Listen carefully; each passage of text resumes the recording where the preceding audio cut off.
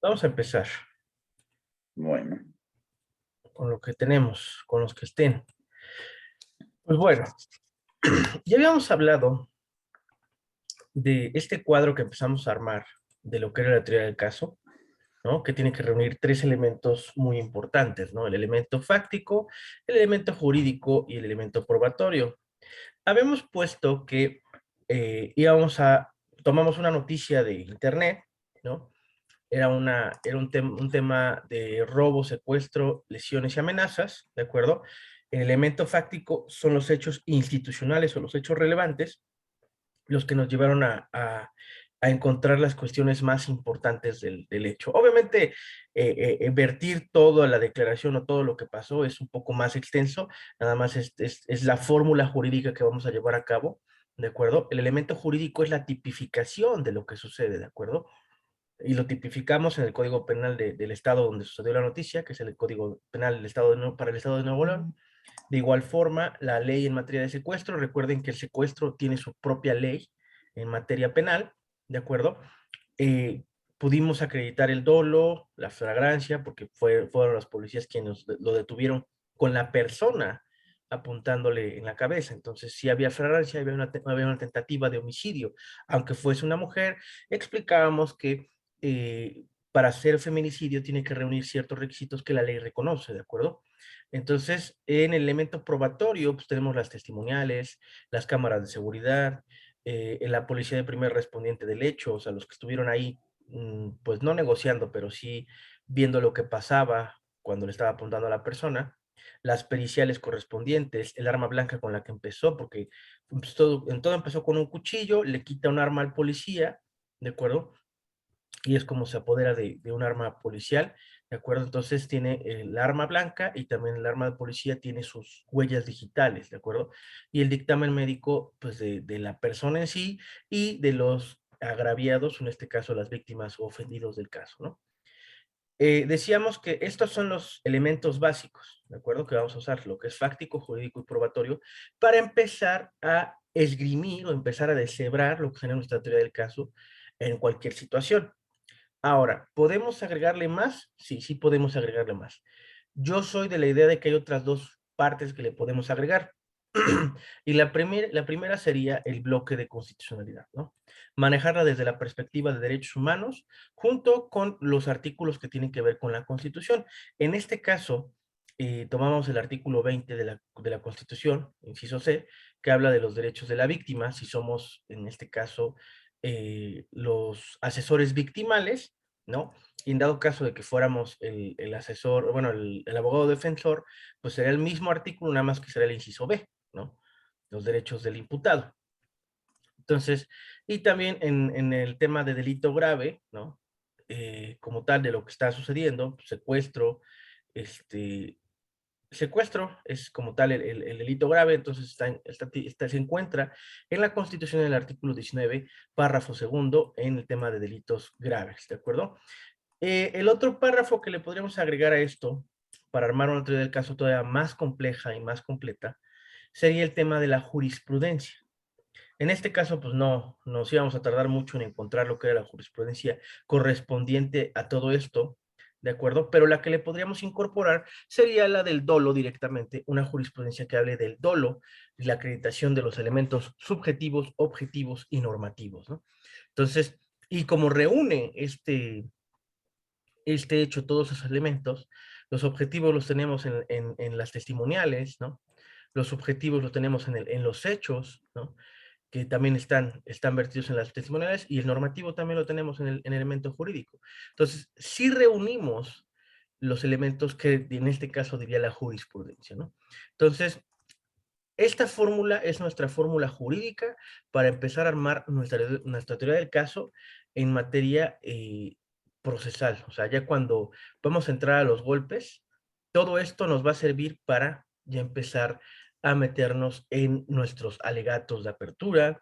Esto le va a dar estructura a nuestro alegato de apertura, le va a dar estructura a nuestro interrogatorio y contrainterrogatorio, y posteriormente a nuestro alegato de clausura. Recuerden que la teoría del caso es muy importante, es el pilar de cómo voy a llevar la situación. El problema de hoy en día, y el licenciado Luis no me va a dejar mentir, es que los abogados no se plantean la teoría del caso, se plantean una hipótesis, pero es muy diferente plantearte una hipótesis de lo que pudo haber pasado y otra cosa muy diferente es lo que es una teoría del caso. Una teoría del caso tiene los pilares, estos tres pilares muy fuertes, que le van a dar la validez ante el juez.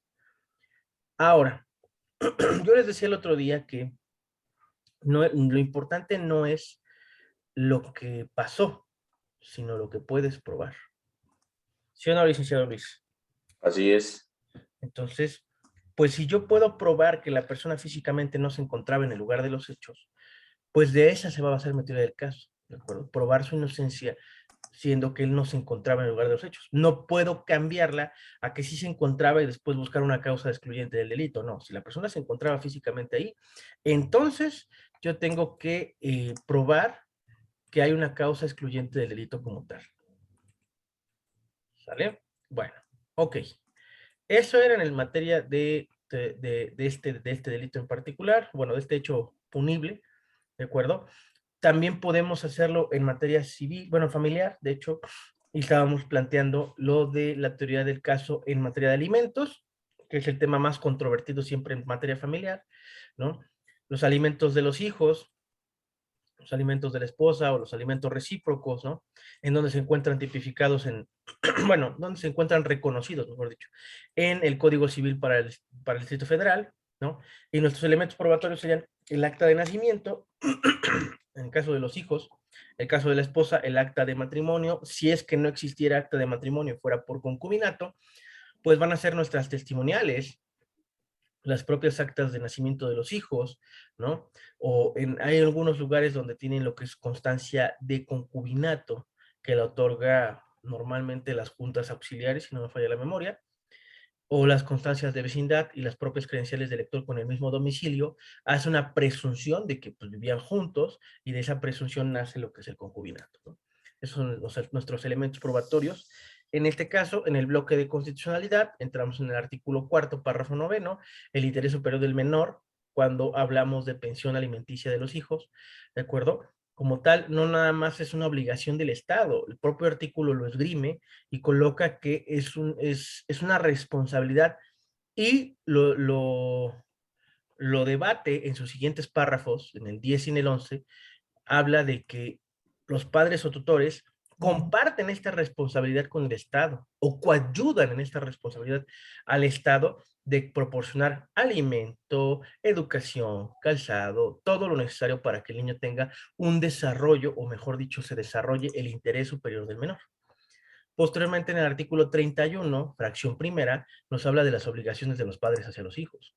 ¿De acuerdo? Ahí es donde el bloque de constitucionalidad entraría. Y también podríamos poner Convención de los Derechos de los Niños, Convención de los Derechos de los Niños, donde habla también de las obligaciones de los padres hacia los hijos. ¿De acuerdo? Si quisiéramos entrar en jurisprudencia, el licenciado Luis hizo favor el otro día de mandarme una jurisprudencia del necesario vitalicio, ¿de acuerdo? Podríamos vertir también esa jurisprudencia, o necesario vital, ¿no? Como tal, para que le dé un argumento más fuerte a mi demanda de alimentos. Aquí es donde voy a hacer un paréntesis en ello, y lo voy a decir así tal cual con todos sus vertientes, que una demanda de alimentos nunca, nunca va a ser igual a otra, ¿de acuerdo? Si ustedes creen que con un machote de una demanda de alimentos que tengan, pueden hacer todas las demandas de alimentos que vayan a tener posteriormente, no es cierto. No funciona así. Realmente el licenciado Luis y yo hemos hecho mucho énfasis en eso, de que nosotros somos sastres, ¿de acuerdo? No somos manufacturera, ¿de acuerdo? Somos sastres porque cada demanda es un traje a la medida. ¿De acuerdo? Así como yo voy a cualquier tienda, a la que ustedes quieran, Tommy Hilfiger, Nueva España, la que quieran, a comprar un traje. O es más, me voy a Almacenes Rodríguez, a Milano, ¿de acuerdo? A cualquier tienda. Voy y me pongo un traje, ¿no? No me va a quedar a la medida. Me va a quedar de alguna parte, porque pues, mi cuerpo no es parejo, ¿de acuerdo? Yo tengo esta parte como de fútbol americano y tengo la panza, entonces realmente no me ayuda para ponerme un traje, no me va a quedar bien, O no me va a cerrar completamente bien, o me va a faltar, o me va a sobrar, o me va a apretar de algún lado. A diferencia de que si voy a un sastre te saca la medida de todo. Cuello, brazos, ancho de brazos, largo de brazos, piernas, entrepierna, o sea, de todo te saca. Lo que mides acá del pecho, lo que mides aquí del estómago, para hacerte un traje específicamente para ti.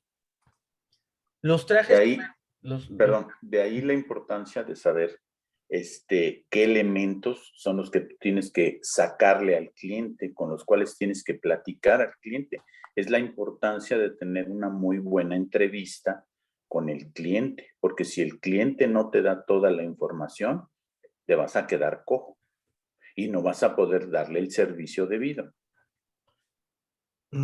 en metáfora, lo que acabo de decir, decía Luis, es como si no le tomaras una medida muy importante. Vamos, como hombres, vamos a ponerlo así. Si tú no le sacas la medida del arco, de la entrepierna, y haces el traje, ¿qué va a pasar? Cuando camine se va a lastimar la parte inferior de la persona, tal cual. O se le va a romper. O se le va a romper con se agache. Servicio de vida. ¿Mm? Pregunta Amanda, ¿qué es el servicio de vida? No, El servicio no. debido. Servicio debido. Sí, el servicio debido o el debido servicio que nosotros le vamos a dar a nuestro cliente, ¿de acuerdo? Porque nuestro servicio es lo que va a garantizar que él obtenga su petición. Para que exista una demanda, o sea, vamos a ver demanda -1. Para que exista una demanda, tiene que haber una pretensión. Si no hay una pretensión y esa pretensión no cuenta con los elementos, yo puedo demandar por lo que quiera. Vamos a imaginar que el licenciado Luis me dice chaparro, ¿no? Y yo lo demando, ¿por qué? Porque me discriminó, porque para mi dignidad afectó que me dijera que yo era una persona de estatura menor, ¿no? Detentó mi dignidad y lo demando, ¿no? Ahí nace lo que es una pretensión, lo que yo quiero, a lo que yo quiero llegar, pero no puedo demandar por demandar. En teoría, la teoría la teoría de la demanda, y el señor Luis no me va a dejar mentir, tú puedes demandar por lo que tú quieras, pero realmente la ley va a esgrimir y va a decidir si tu pretensión es la adecuada. Por eso debe de formularse muy bien desde el estudio forense de la demanda, antes de ello, la teoría de la demanda, si realmente tu pretensión puede proceder. Pero para poder llegar a tener ese entendimiento hay que conocer la Constitución, el Código Civil, ¿de acuerdo? De entrada, y el Código de Procedimientos Civiles, para saber si tu pretensión se puede llevar a cabo. Si tu agravio o lo que tú consideras que te está causando una merma, procedería. Entonces, en esta situación, esta fórmula que les estoy dando va a ser lo que les va a servir para armar su teoría del caso al respecto, para empezar a trabajar si se puede pretender algo o no, porque si tienes el elemento fáctico y el elemento probatorio, pero no tienes el jurídico, tu demanda no va a proceder. Tu denuncia, querella, lo que vayas a llevar, no va a proceder. ¿De acuerdo? Porque necesita tener el elemento jurídico. En el caso penal sería la conducta antijurídica. ¿De acuerdo? Lo que llevó a que vaya contra lo que el sistema o la norma marca que no debe. ¿De acuerdo? Pero en el tema, por ejemplo, civil o familiar, sería la positivización de los artículos con los elementos fácticos y jurídicos. Entonces, si un pilar no existe, no puede haber eh, pretensión.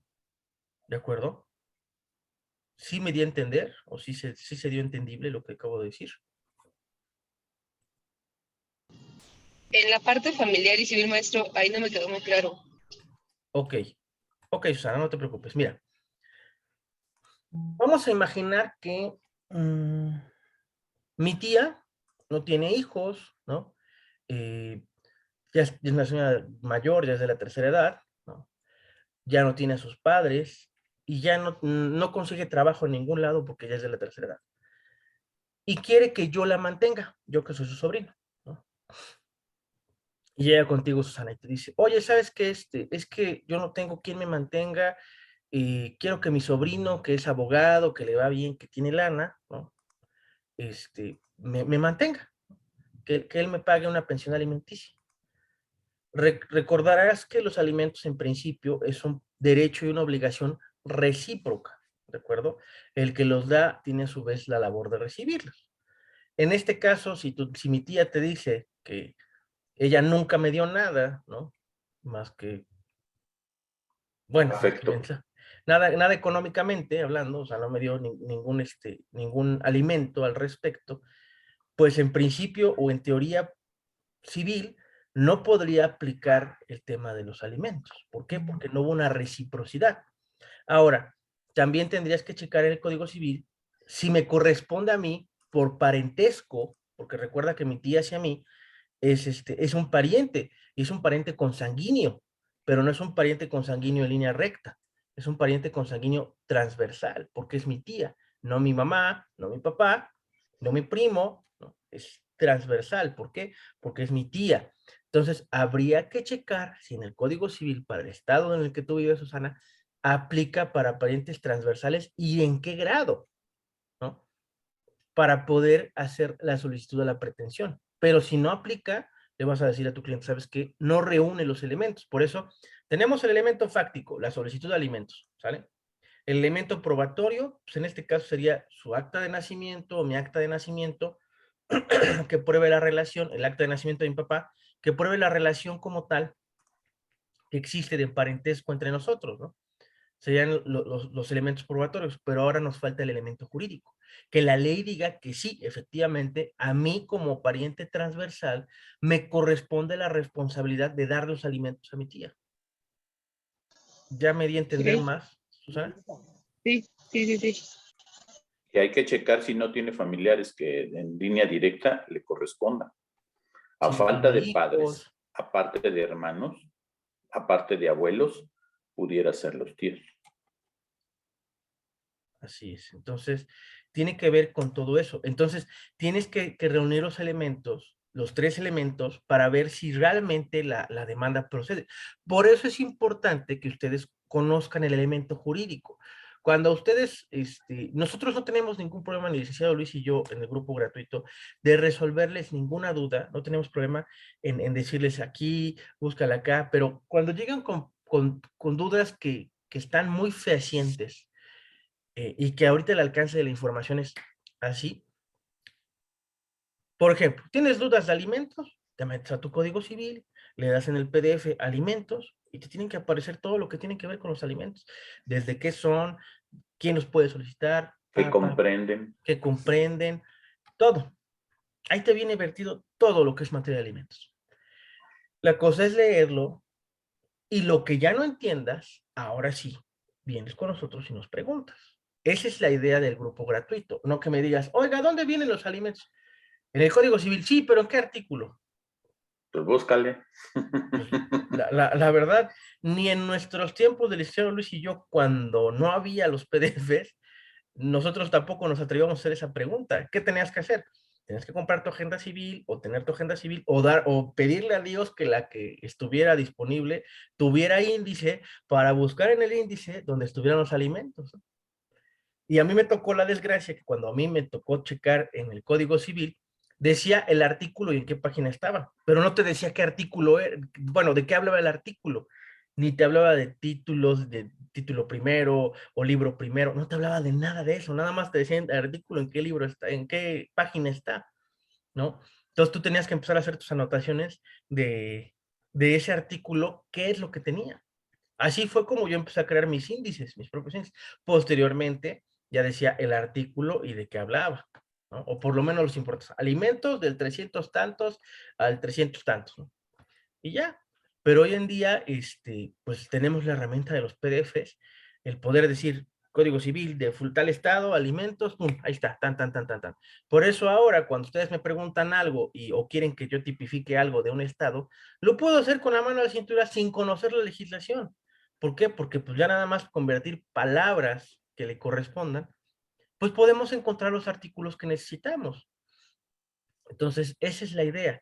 A lo mejor el elemento que hace falta es que o no conocen propiamente usar un PDF, ¿no? o no quieren aprenderlo, o hay una serie de problemas ahí que nosotros no conocemos, pero también El es menor válido. esfuerzo. Están buscando el menor esfuerzo, licenciado. Y ese es el problema real. Por ejemplo, ahorita en la universidad donde yo estaba, bueno, donde yo estudié, mejor dicho, en la Benemérita Universidad Autónoma de Puebla, ahorita están haciendo grupos de cada materia y todo esto, y se están buscando, y hay que hacer un grupo de WhatsApp de esto. Oh, ok, ¿y para qué? De derecho ecológico, como que no creo que sea una materia sumamente compleja, ¿no? O sea, si es una materia que requiere estudios, sí, pero pues, no se me hace una materia de otro mundo como derecho penal o derecho civil o teoría del delito, o teoría del caso. Son materias más complejas, delitos especiales, ¿no? Eh, esas son materias un poco más complejas. Entonces, si realmente necesitan ustedes meterle, mi mamá decía, mi abuelita decía, mejor dicho, el interés tiene pies. Si ustedes están interesados en esta carrera, hay que meterle. No todo se puede dar en bandeja de plata, y a lo mejor a más de uno no le va a gustar lo que estoy diciendo, y como lo dije también en el audio la vez pasada, que este muchacho dice que no dábamos ayuda, o que si dábamos ayuda la dábamos muy contada. La verdad es que todos tenemos, tanto el licenciado Luis y como yo tenemos muchas actividades, a veces más de las que, el día no nos rinde, las horas no nos alcanzan de un día, ¿de acuerdo? Y nos tenemos que hacer tiempo, o a veces evitar dormir, como por ejemplo en este momento yo, ¿no? En la tarde tengo una actividad y por eso es que decidí adelantar la clase. A lo mejor, pues fue una decisión que va a afectar a unas personas, pero me va a favorecer a mí porque pues tengo que ver a un cliente en la tarde, es un cliente importante, es un tema que sí apremia, ¿de acuerdo?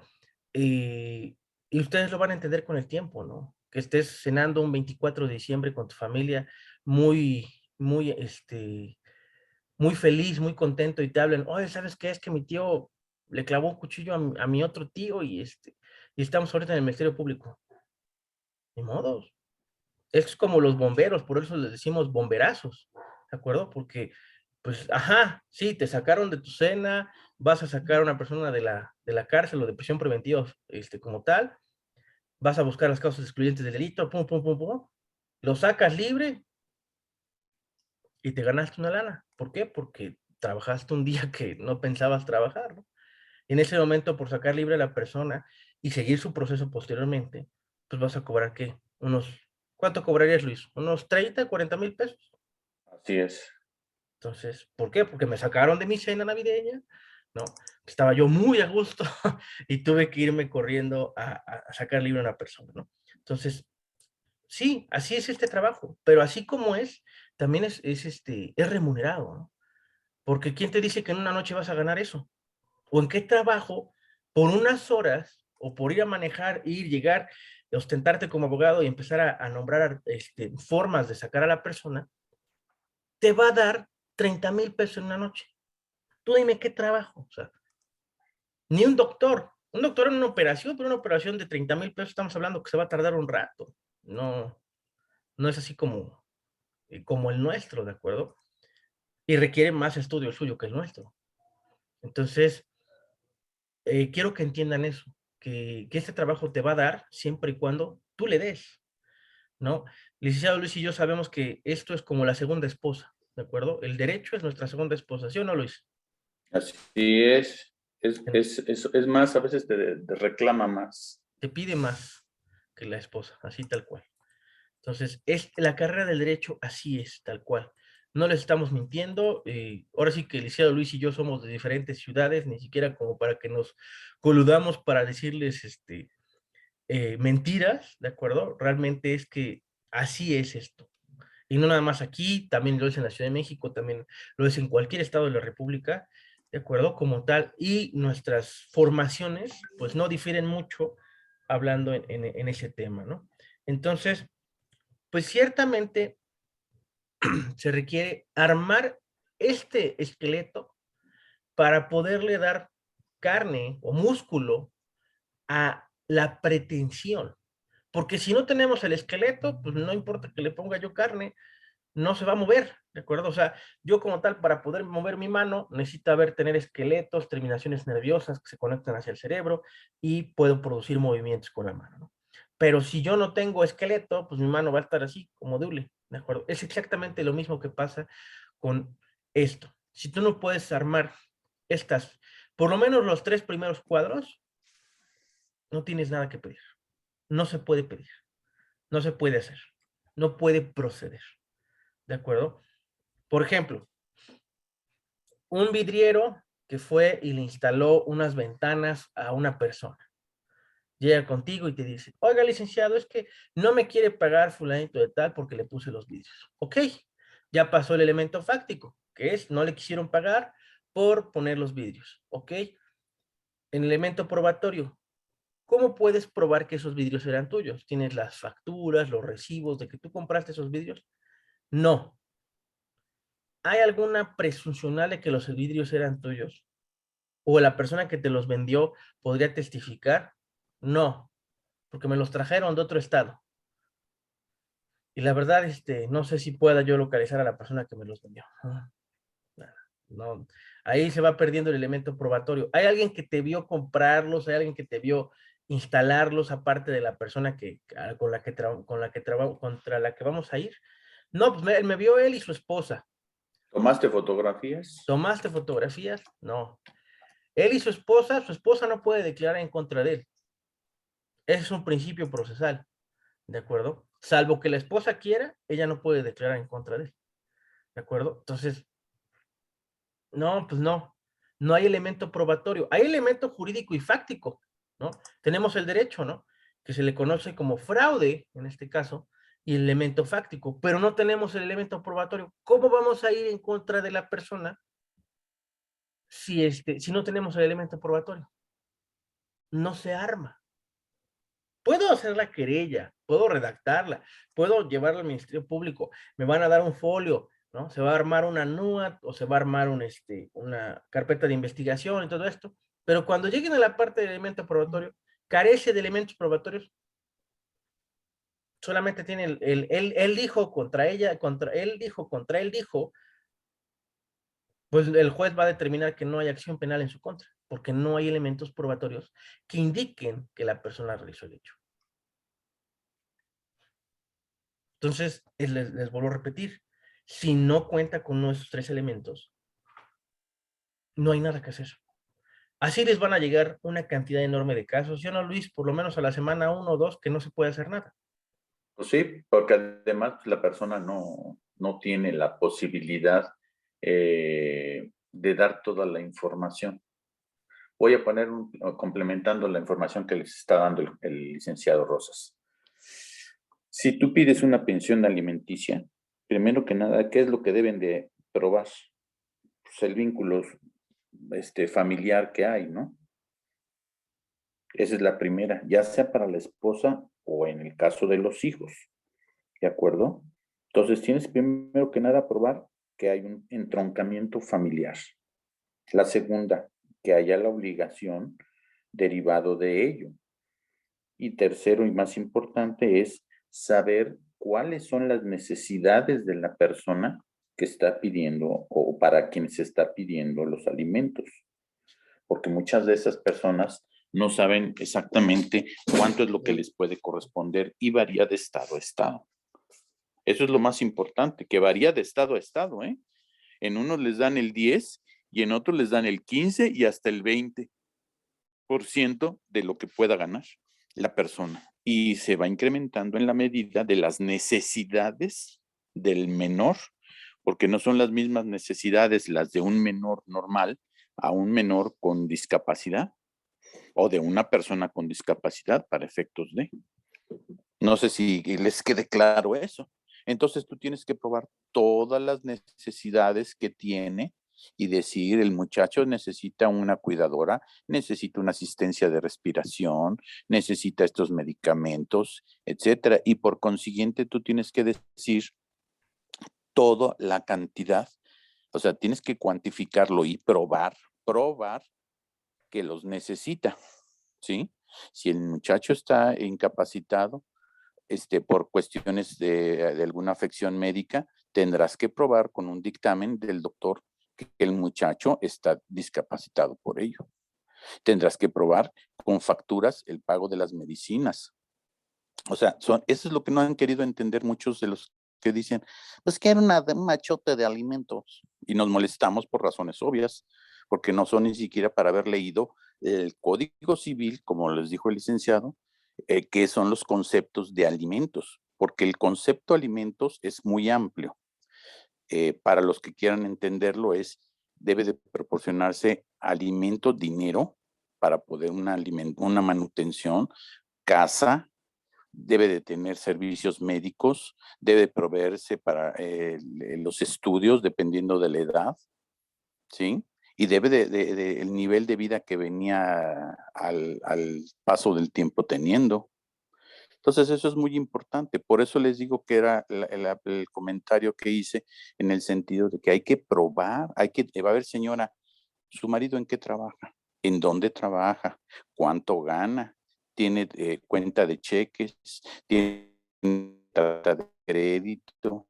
¿Tiene casa? ¿Tiene coche? O sea, todas esas cosas son las cosas que uno tiene que anexarlo o describirlo en la demanda, porque además pues te voy a decir, se le otorga el 10% de los gastos, perdón, de los ingresos que tenga el señor. Notifíquese a la empresa. A ver, ¿en qué empresa vive? ¿En qué empresa trabaja? O sea, ya es cuando cada legislación tiene sus propias cuestiones. Y así lo debemos de hacer, ¿de acuerdo? Para poderlo plasmar en la demanda. Excelente comentario, licenciado Luis. La verdad es que es así. A ver, Gonzalo, tenías una duda, levantaste la mano. Y como tal, no, bueno, sí. Buenos días ante todo y feliz año para todos. Gracias.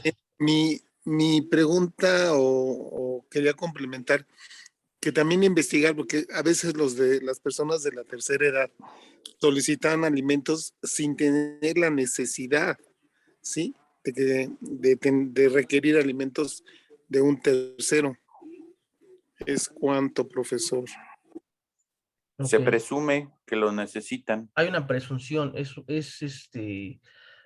un principio, si no me falla la memoria, es el Y un principio derecho humano. y un derecho humano, es un principio de presunción de que él requiere los alimentos aunque él no los necesite, ¿de acuerdo? O sea, una cosa es que él tenga su pensión, no sé, del IMSS o del ISSSTE, ¿de acuerdo? Pero eso no garantiza, o para el Estado, puede ser que no le Eso sea suficiente. es económicamente, estamos hablando. En cambio, la asistencia de que necesitan sus medicinas, O de quien que los estén al vea. cuidado, quien los bañe, quien los procure para que no se caigan y se rompan la cadera o tengan algún accidente. Eso es quien les da de comer a sus horas y debido, quien los lleva al doctor. O sea, eso es lo que conlleva toda la asistencia alimentaria del concepto alimentos. Así es. Voy a pensar que... Regresamos con el A mismo ver, enlace porque se va a cortar. No quiero que te corte la inspiración, Luis. Regresamos con el mismo enlace, por sale. favor.